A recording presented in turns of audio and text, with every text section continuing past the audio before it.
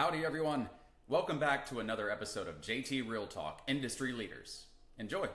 Kind of how I mentioned before, like the sky really is the limit with the career and how far it can take you.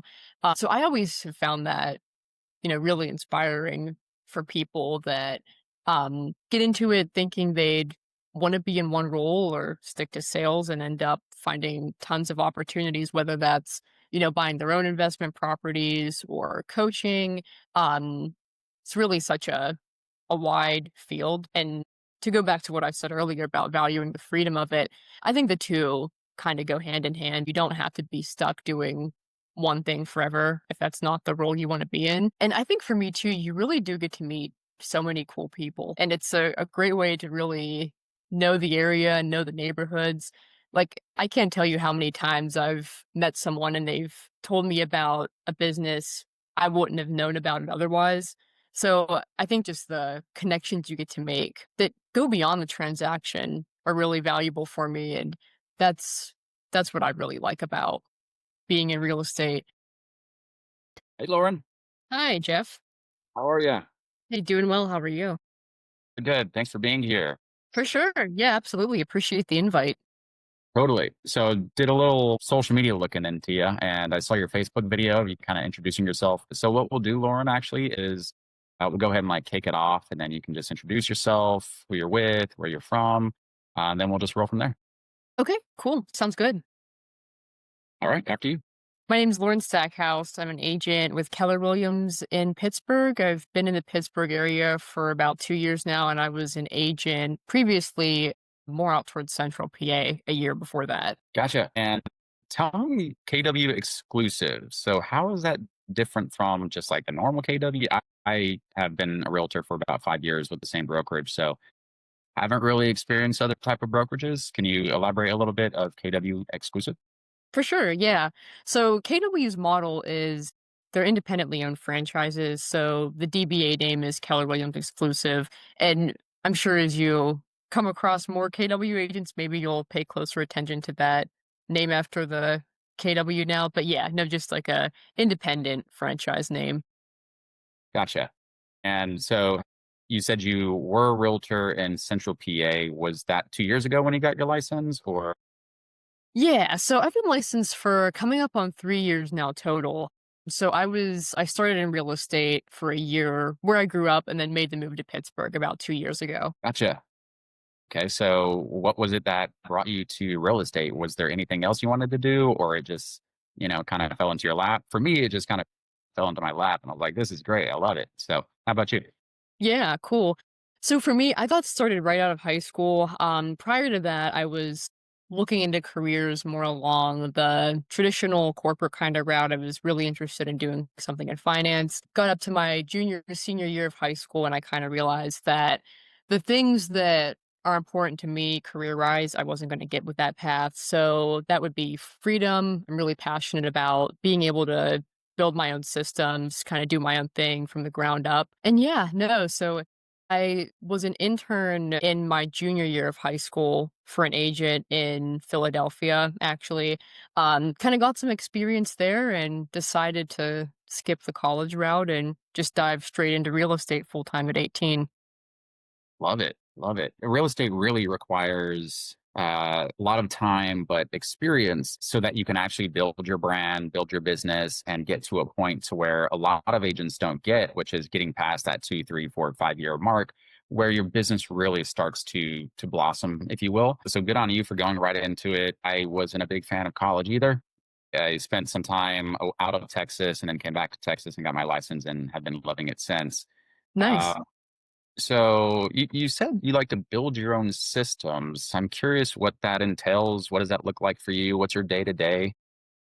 Yeah, for sure. So I guess for me, I've always had like a weird kind of interest in just diving into something, getting straight into the weeds of it, figuring out like what I don't like about something, what could be improved. So yeah, no, I think a systematic approach person by nature. So as for how that translates into my day to day, ironically enough, like when I first got into real estate, I had a bit of a struggle implementing systems around like lead generation, follow up. Naturally, definitely more on the introverted side. So I found it hard to have the consistency to either reach out to people I never spoke with before or follow up with people that I knew from my sphere, past clients. So yeah, no, for me, I've found a lot of importance in time blocking. So I try to set my mornings up to catch up on like admin tasks, follow up, because I know like if it gets to the afternoon and I haven't done it in the morning, it's just not going to happen.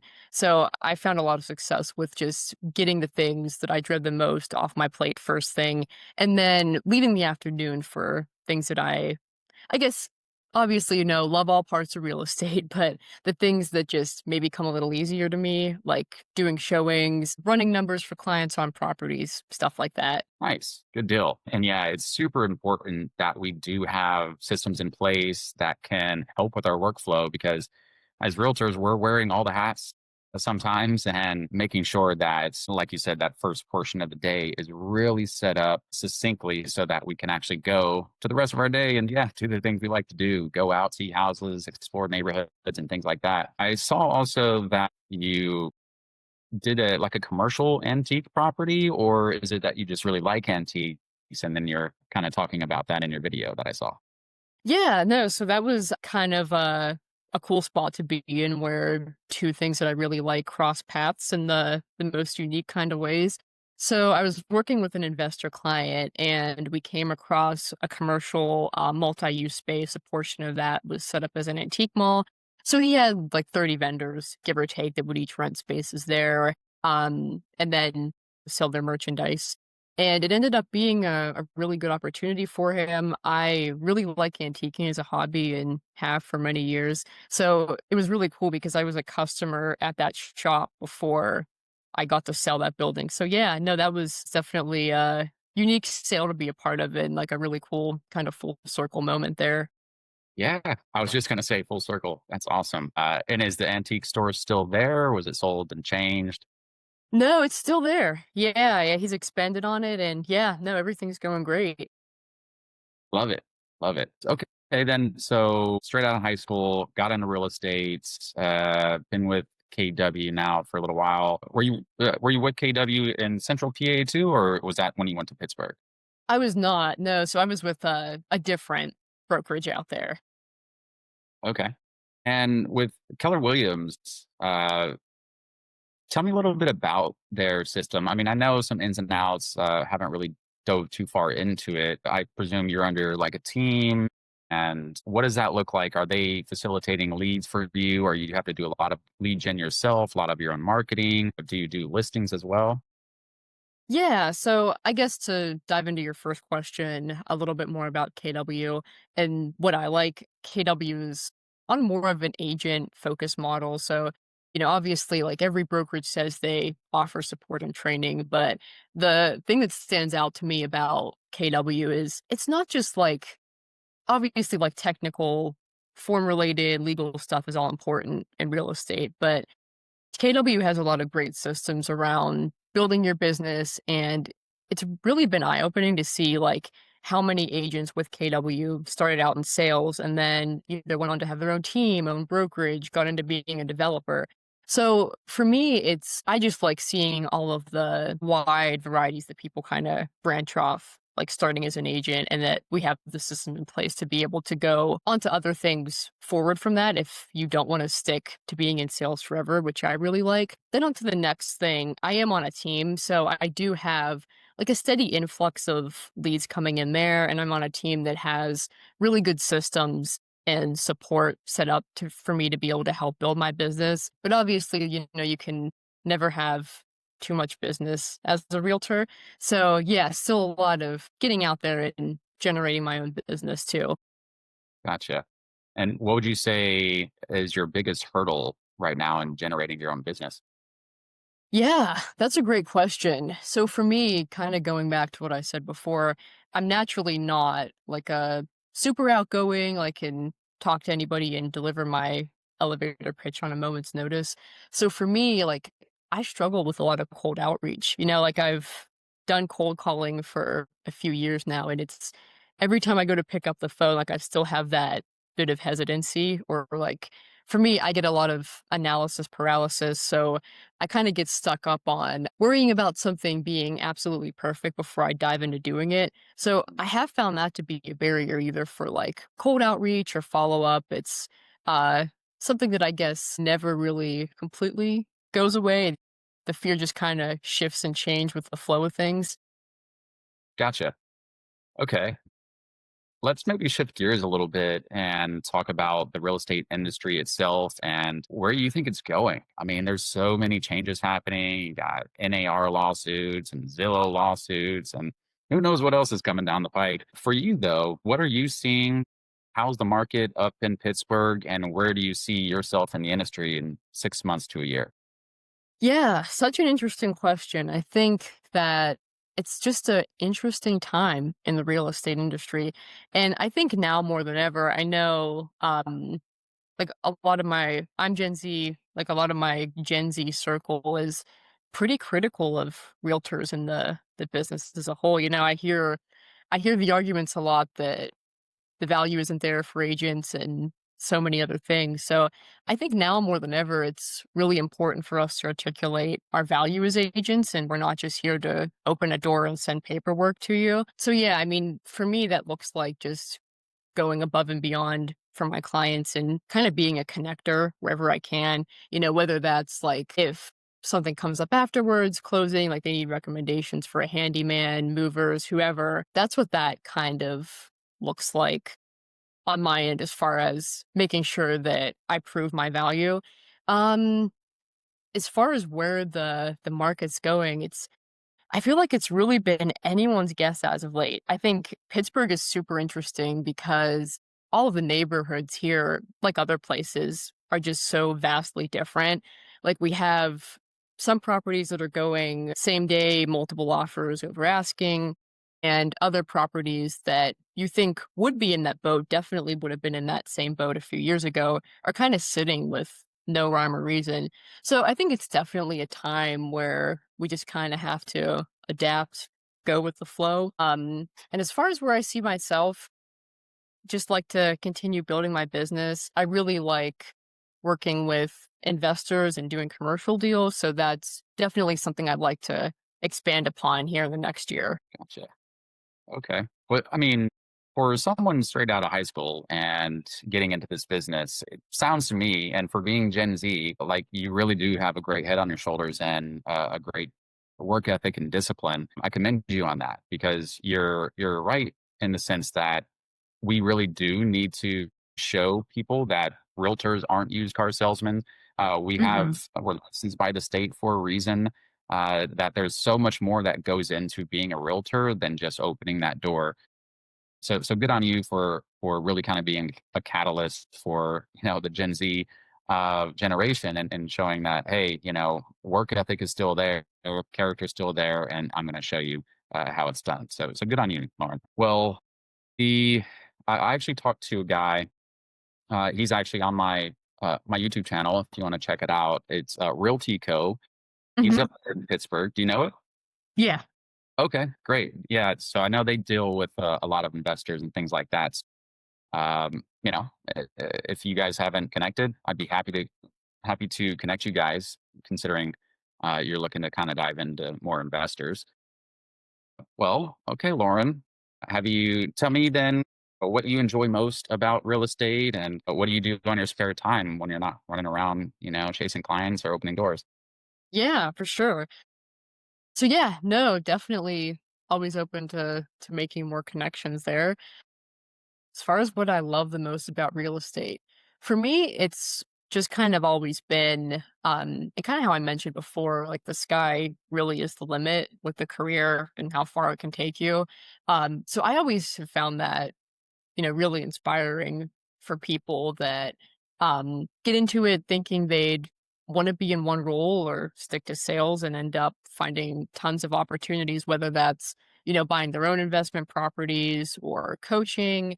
Um, it's really such a wide field. And to go back to what I said earlier about valuing the freedom of it, I think the two kind of go hand in hand. You don't have to be stuck doing one thing forever if that's not the role you want to be in. And I think for me too, you really do get to meet so many cool people.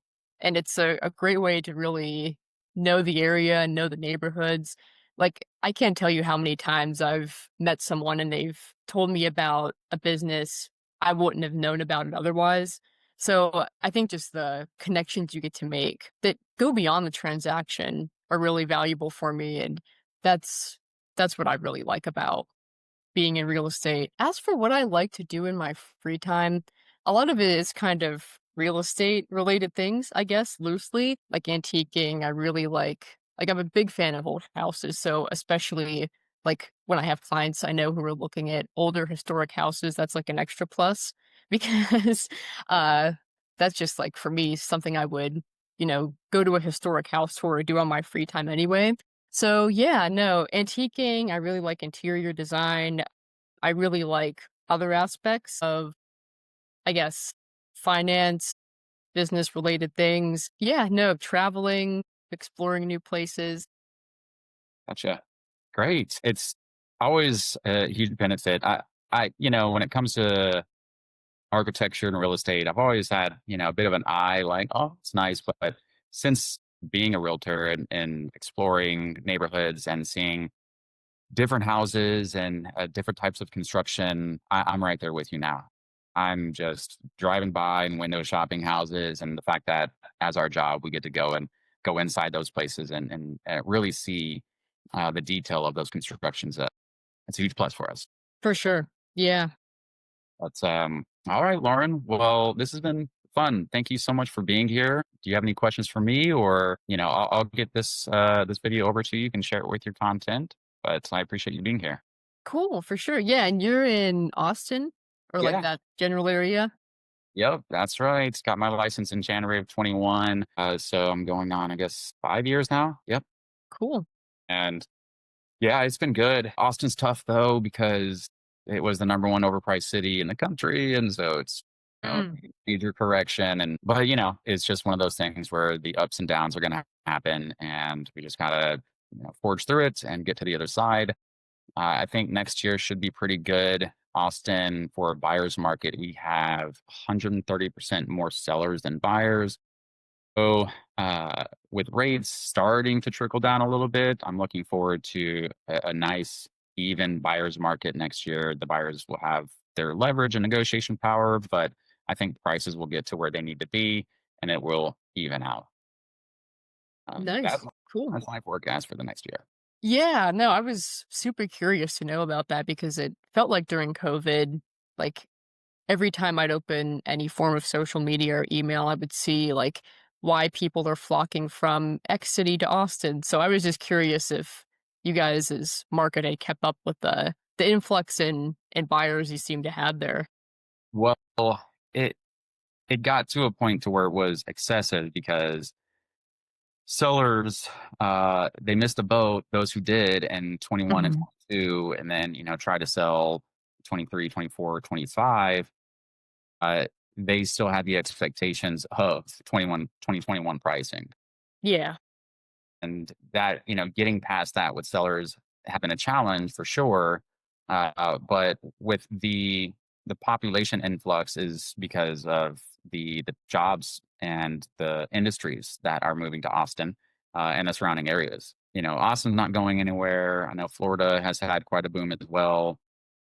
um, I'm looking forward to seeing where it goes from here, that's for sure. But that's all I've got for you, Lauren. Again, I really appreciate you being here. Do you have any last words for the audience? Think so. No, just again, it was great to be on and I appreciate you reaching out. Yeah, of course. Well, let's keep in touch if that's all right with you. Maybe we can do business sometime. Okay, cool. Hey, sounds good. Thanks again. Have a good day. Okay, thanks. You too.